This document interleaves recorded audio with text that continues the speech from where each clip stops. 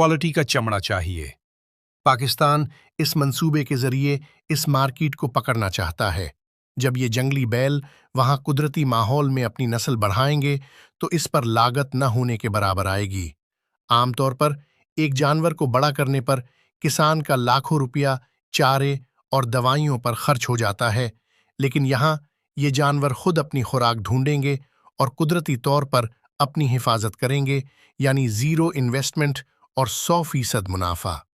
जब ये जानवर अपनी तबई उम्र को पहुंचेंगे या उन्हें ज़बीहा किया जाएगा तो सबसे कीमती चीज़ उनकी खाल होगी, जिसे प्रोसेस करके बाहर के मुल्कों को बेचा जाएगा। लेकिन फ़ायदा सिर्फ खाल तक महदूद नहीं है।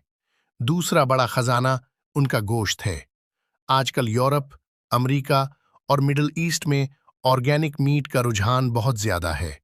लोग अब उन जानवरों का गोश्त खाना पसंद नहीं करते जिन्हें टीके लगाकर या मसनूई खुराक देकर मोटा किया गया हो। वो ऐसा गोश्त मांगते हैं जो कुदरती माहौल में पिला हो, जिसने जुड़ी बूटियां खाई हों और जो केमिकल्स से पाक हो।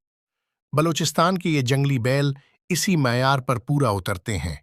ये पहाड़ों की वो नायाब जुड़ी बूटियां खाते हैं जो आमतौर पर दवाइयों में इस्तेमाल होती हैं, जिसकी वजह से उनके गोश्त का जायका और ग़िज़ाइयत फार्मी जानवरों से बिल्कुल मुख्तलिफ होती है। चीन और खलीजी ममालिक, सऊदी अरब और दुबई पाकिस्तान से गोश्त इंपोर्ट करने के लिए बेचैन हैं, लेकिन पाकिस्तान के पास इतना स्टॉक नहीं होता।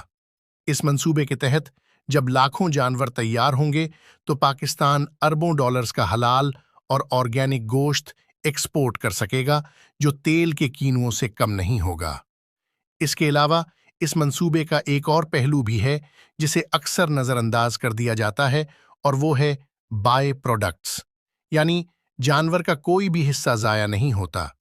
इन बैलों की हड्डियों से जिलेटिन हासिल किया जाता है जो अद्वियात और खाने पीने की चीज़ों में इस्तेमाल होता है। उनके सींगों और खरों से बटन और दीगर आराइशी चीज़ें बनती हैं जो जापान और कोरिया जैसे ममालिक में बहुत महंगी बिकती हैं। यहाँ तक कि उनकी चर्बी से साबुन और कॉस्मेटिक्स इंडस्ट्री का खाम माल बनता है, यानी एक जानवर चलता फिरता ज़र्रे मुबादला है।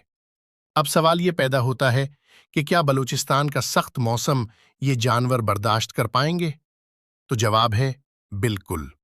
ये कोई आम विलायती नस्ल की गाय नहीं है जो एसी के बगैर न रह सकें। यहाँ भागनारी, लोहानी और रेड सिंधी जैसी देसी नस्लों के जंगली वर्जन छोड़े जा रहे हैं जो सदियों से इसी गर्मी और प्यास को बर्दाश्त करने के आदी हैं। इन जानवर